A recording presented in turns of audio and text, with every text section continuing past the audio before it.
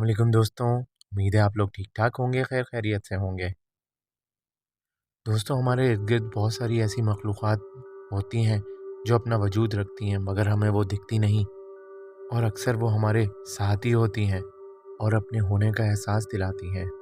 आज जो मैं वाक़या आप लोगों के साथ शेयर करने जा रहा हूँ वो कराची से कायनात का है। कायनात लिखती हैं, मेरी शादी को तकरीबन 10 साल का अरसा गुज़र चुका है और मेरी ससुराल कराची के इलाके नाज़िमाबाद में वाक़ है।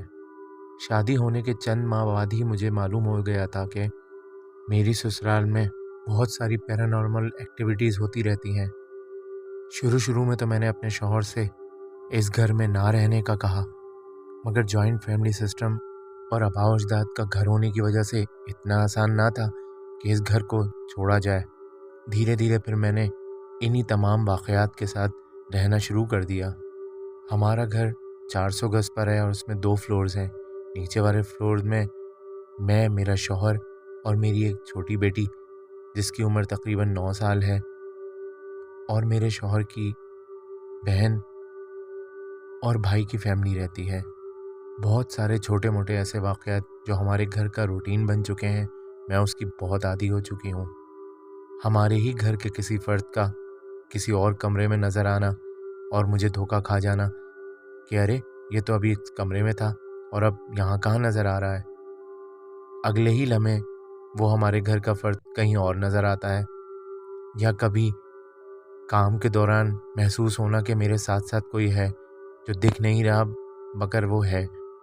हमारे घर के ड्राइंग रूम के अक्सर पर्दों का खुल जाना, कभी खिड़कियों का खुल जाना, कभी सोते हुए दबाव महसूस होना। बहुत सारे ऐसे मामलात हैं जो हमारे घर का हिस्सा हैं और हम उन्हीं मामलात के साथ अब रहने लग गए हैं, मगर हमें बहुत ही एहतियात करनी पड़ती है और समटाइम्स डर भी बहुत लगता है, मगर क्या करें, इन्हीं में गुजारा करना पड़ता है। अक्सर औक़ात हम बहुत सारे पीर वग़ैरह और इस टाइप के जो असरात वग़ैरह को ख़त्म करने के लिए लोग होते हैं, उनको लेकर भी अपने घर में आए, मगर कुछ अरसे तो फ़ायदा रहा, फिर कुछ अरसे बाद दोबारा वही मामलात दोबारा से शुरू हो गए। मेरा शौहर माशाल्लाह से कुरान पाक भी पढ़ता है और बाकी नमाज वग़ैरह की पाबंदी हमारे वहाँ तभी तमाम ही लोग करते हैं। तकरीबन साल 1.5 साल कबल पहले भी घर की एक बच्ची पर, जिसकी उम्र तकरीबन 13 से 14 साल थी, उसके साथ बहुत ही ज़्यादा मामलात हो गए थे और उसके ऊपर एक चुड़ैल आती थी जिसकी वजह से उस बच्ची की बहुत ही तबीयत ख़राब हो जाती थी और उसके जिस्म पे भी निशान बन जाते थे। उसकी आवाज़ चेंज हो जाती। घर के बाहर कोई भी खड़ा हुआ हो, वो बच्ची बता दिया करती कि फ़लाँ बंदा घर के बाहर खड़ा हुआ है। हमने इस घर में बहुत बहुत तकलीफ़ दे दिन भी देखे हैं। इस बच्ची का भी हमने इलाज करवाया और आखिर अल्लाह के करम से माशाल्लाह से फ़ायदा हुआ और अब वो बच्ची माशाल्लाह बिल्कुल ठीक है। मगर तमाम ही लोग घर के बहुत एहतियात करते हैं। कुछ घर की ख़ास जगहें जैसे कारपोर्च और छत वग़ैरह और सहन बैकयार्ड का, इन तमाम जगहों पे जाने से और रात के वक्त जाने में तकरीबन तमाम ही लोग ख्याल करते हैं। हमने बहुत मालूमात करवाई। हमारे घर में 2 तरह के जिन्नात हैं, एक अच्छे वाले और एक बहुत ख़राब वाले। अच्छे वाले तो बहुत अच्छी शक्लों में भी अक्सर नज़र आते हैं, जैसे सफ़ेद कपड़ों में, नमाज जैसे कपड़ों में, और जो बुरे वाले हैं वो कभी कभी बहुत ही ख़राब शक्लों में नज़र आते हैं और तंग भी बहुत करते हैं। कभी डराने की भी कोशिश करते हैं, मगर हम अपने ऊपर कंट्रोल करते हैं और डरा कर भी उनको शो नहीं होने देते कि हमें खौफ महसूस हो रहा है या कि हम डर रहे हैं। आप लोगों के साथ जो मैं ये बात शेयर करने जा रही हूँ, या ये सच्ची वाक़या जो मैं आप लोगों के साथ शेयर करने जा रही हूँ, ये इन्हीं रमज़ानों के शुरुआती दिनों का है, यानी कि पहले अशरे का है। तकरीबन 4 सवा 4 बजे के करीब मैं सहरी बनाने के लिए किचन में जाती हूँ। मेरे कमरे के बाहर एक हॉल बना हुआ है और उस हॉल की तरफ, यानी कि किचन की बैक साइड का दरवाज़ा भी खुलता है और कुछ कमरों का भी दरवाज़ा खुलता है और उन कमरों के अंदर की तरफ से भी रास्ता किचन की तरफ जाता है। रात के औक़ात में हम लाइट जला दिया करते हैं ताकि रोशनी रहे, और अगर किसी को किचन की तरफ बैक की साइड से जाना है तो कोई भी परेशानी ना हो। मगर उस रात میں لائٹ جلانا بھول گئی تھی، اور میرے کمرے کے باہر ایک دروازہ ہے جیسے نیٹ کا دروازہ لگا ہوا ہوتا ہے گھروں میں، اسی طرح کا۔ جیسے ہی میں نے اس دروازے کو کھولنے کی کوشش کرتی ہوں تو باقاعدہ سے مجھے دباؤ محسوس ہوتا ہے، اور وہ اتنی آسانی سے نہیں کھل رہا ہوتا۔ میں ہلکا سا پش کرتی ہوں تو دروازہ کھل جاتا ہے۔ اس دن میں پیچھے کے ہی راستے سے کچن میں داخل ہو جاتی ہوں۔ کچن میں کام کے دوران مجھے باقاعدہ فیل ہوتا ہے کہ میرے ساتھ ساتھ بھی کوئی ہے، مگر میں ہمیشہ کی طرح اگنور کرتی ہوں اور بالکل بھی دھیان نہیں دیتی۔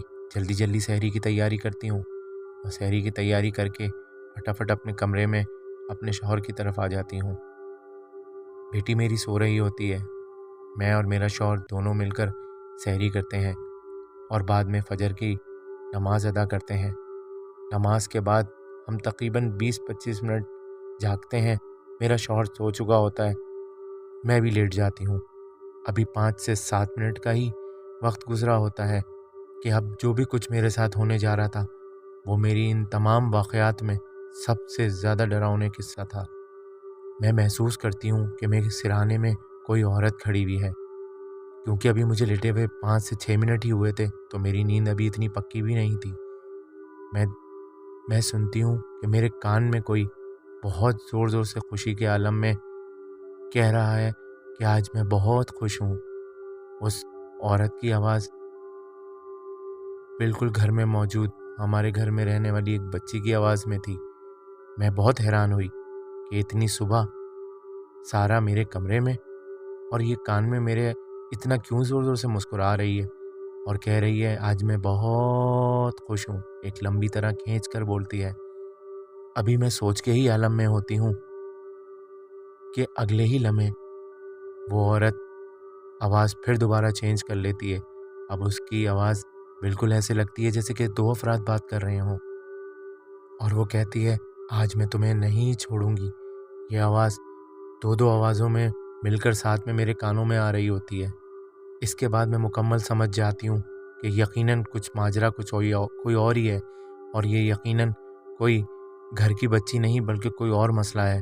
میرے دماغ میں فوراً خیال آتا ہے اور میں آیت الکرسی پڑھنا شروع کر دیتی ہوں۔ آیت الکرسی پڑھنا میرے لیے بالکل ایک ایسا محاذ بن گیا، میرے پورے جسم و پیروں میں دباؤ محسوس ہونے لگا۔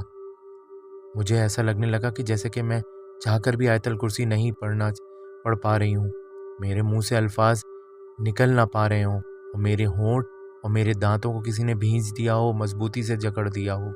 بہت درد، بہت تکلیف مجھے شروع ہو گئی، اور میں دل ہی دل میں کوشش کر رہی کہ کسی نہ کسی طریقے سے آیت الکرسی کو مکمل کروں، مگر میرے لیے آیت الکرسی پڑھنا ایک مسئلہ بن گیا۔ پھر بھی میں اپنی پوری کوشش کرنے لگی کہ آیت الکرسی کا ورد کروں۔ میرے پورے جسم پہ دباؤ بڑھتا جا رہا تھا، اور وہ عورت جو اس وقت نارمل الفاظ نکال رہی تھی بعد میں میرے کان میں بہت زور زور سے باتیں کرنے لگی، ایسی باتیں جو میں ایک لفظ بھی میرے سمجھ میں نہ آئے، اور بہت ہی تیز میرے کانوں میں بولنے لگ گئی۔ اچانک میری سوچ، میرا خیال میری بچی کی طرف جاتا ہے کہ کہیں یہ عورت میری بچی کی طرف نہ چلی جائے۔ یہ سوچ کر میں بہت گھبرا جاتی ہوں۔ میں سورہ ناس اور سورہ فلق کے بارے میں میرے خیال آتا ہے، اور میں فوراً ہی سورہ ناس پڑھنا شروع کر دیتی ہوں۔ میرے دانت ایسے ہو رہے تھے کہ جیسے کسی نے بھینچ دیے ہوں۔ میرے آنکھوں سے باقاعدہ آنسو بہتے ہوئے مجھے محسوس ہو رہے تھے کہ جیسے کہ میرے آنکھوں سے میرے آنسو نکل رہے ہوں۔ میرے ہاتھ پاؤں اٹھا کر بھی میں اٹھا کر اپنے شوہر کو جگانا چاہ رہی تھی تو نہیں ہاتھ لگا پا رہی تھی، نہ ہی میرے پیر موو ہو رہے تھے، نہ ہی میرے ہاتھ، نہ ہی میں جسم کو اپنے گھما پا رہی تھی۔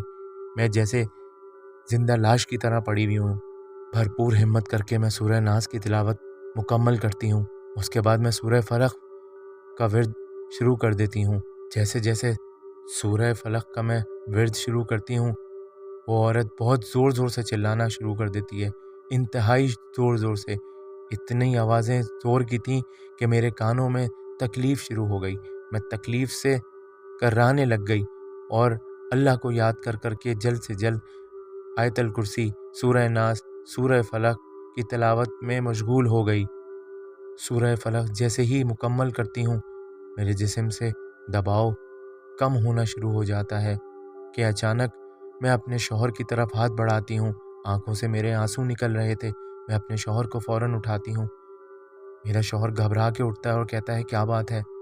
میں اس کو تمام تفصیلات بتاتی ہوں، کیونکہ ہمارے گھر میں یہ تمام واقعات معمول ہیں، مگر آج کچھ بہت ہی زیادہ ہو گیا تھا۔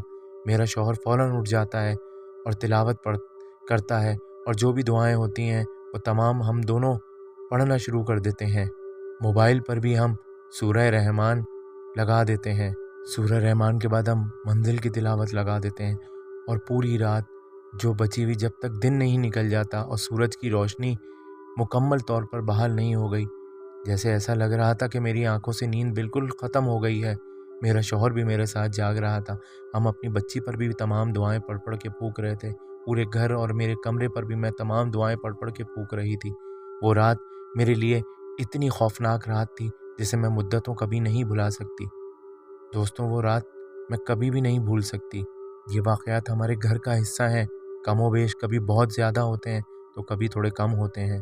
اس واقعے کے بعد میں گھر کو مکمل طور پر روشن رکھتی ہوں، اور کبھی بھی لائٹ کھولنا نہیں بھولتی، اور سونے سے پہلے بھی آیت الکرسی اور سورہ ناس، سورہ فلق تمام لگائے رکھتی ہوں، اور موبائل پر بھی سورہ رحمان اور باقی تلاوتیں لگاتی ہوں۔ غرض کہ ہر کچھ دیر بعد میں تلاوت خود بھی کرتی ہوں اور موبائل پر بھی لگا دیتی ہوں جب خود نہ کروں۔ دوستوں، یہ معاملات آج تک بھی ہمارے گھر میں موجود ہیں۔ آپ لوگوں سے گزارش ہے کہ آپ میرے اور میرے گھر والوں کے لیے بھی دعا کیجیے کہ اللہ تعالیٰ ہمیں ان چیزوں سے محفوظ رکھے اور جلد سے جلد ان تمام مخلوقات کو یہاں سے ختم کر دے۔